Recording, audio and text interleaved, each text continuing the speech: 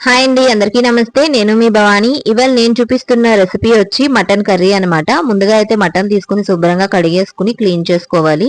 Clean చేసుకున్న mutton లోకి రుచికి తగినంత ఉప్పు, కారం, పసుపు వేసుకోవాలి. వేసుకున్న తర్వాత మటన్ ని శుభ్రంగా ఉప్పు, కారం అంతా పట్టేలాగా చేత్తో చక్కగా కలిపేసి పక్కన పెట్టేసుకోవాలి. ఇప్పుడు మటన్ కర్రీ కోసం ఒక పెద్ద సైజు ఆనియన్స్ ని చిన్న ముక్కలుగా కట్ చేసుకున్నాను. అలాగే కరివేపాకు, పచ్చిమిర్చి కూడా కట్ చేసి పెట్టుకున్నాను. ఇక్కడైతే మటన్ కర్రీకి మసాలా కూడా ప్రిపేర్ చేసేసుకున్నానండి. ఇవన్నీ కూడా ఇప్పుడు మటన్ కర్రీ కోసం రెడీ చేసుకున్నాం కదా. ఇప్పుడైతే మటన్ కర్రీ కోసం స్టవ్ వెలిగించుకుని బాండి పెట్టుకుని దానిలోకి ఆయిల్ వేసుకుని ఆయిల్ బాగా హీట్ అయ్యాక ముందుగా కట్ చేసి పెట్టుకున్న ఉల్లిపాయ ముక్కలు, పచ్చిమిరపకాయ ముక్కలు, అలాగే కరివేపాకుని వేసుకుని మంచి గోల్డెన్ కలర్ వచ్చేదాకా చిన్న మంట మీద వేయించుకోవాలన్నమాట. ఈ విధంగా వేగితే సరిపోతుంది. ఇలా వేగిన తర్వాత ముందుగా ఉప్పు, కారం కలిపి పెట్టుకున్న మటన్ వేసేసుకోవాలి.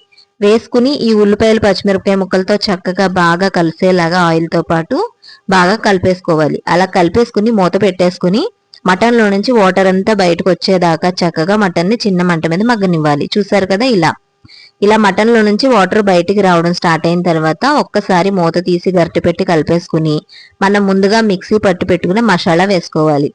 వేసుకున్న తర్వాత ఈ మసాలా అంతా కూడా మటన్ కి బాగా పట్టేలాగా గరిటె పెట్టి శుభ్రంగా కలిపేసుకుని మళ్ళీ మూత పెట్టేసి చక్కగా మటన్ ని ఆయిల్ అంతా పైకి తేరేదాకా మటన్ అంతా కూడా ఈ మసాలాతో బాగా మగ్గేలాగా మూత పెట్టేసి మగ్గనివ్వాలి.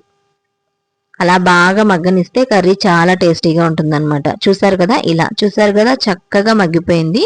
ఇప్పుడు ఒక్కసారి బాగా కలిపేసుకుని దీనిలోకి తగినంత వాటర్ వేసుకోవాలి. ఇలా మగ్గనివ్వడం వల్ల మనం చక్కగా కుక్కర్లో వేసినంత మెత్తగా మటన్ ముక్క అయితే ఉడుకుతుందండి. ఇంకా కుక్కర్లో వేసే పని లేదు. నేను ఎప్పుడు కర్రీ తయారు చేసినా ఇలాగే తయారు చేస్తాను. ఎక్కడా కూడా ముక్క గట్టిగా లేకుండా చక్కగా చికెన్ ముక్కలాగా మెత్తగా సాఫ్ట్గా ఉంటుందన్నమాట. మనం చిన్న మంట మీద మగ్గనిస్తే చాలా బాగా కుక్ అవుతుంది. మటన్ బాగా మగ్గిపోయిన తర్వాత ఇప్పుడు మటన్ కర్రీలోకి తగినంత వాటర్ వేసుకోవాలండి. వేసుకుని ఒకసారి బాగా కలిపేసుకుని మనం వేసిన వాటర్ మరిగేదాకా పెద్ద మంట పెట్టుకోవాలి.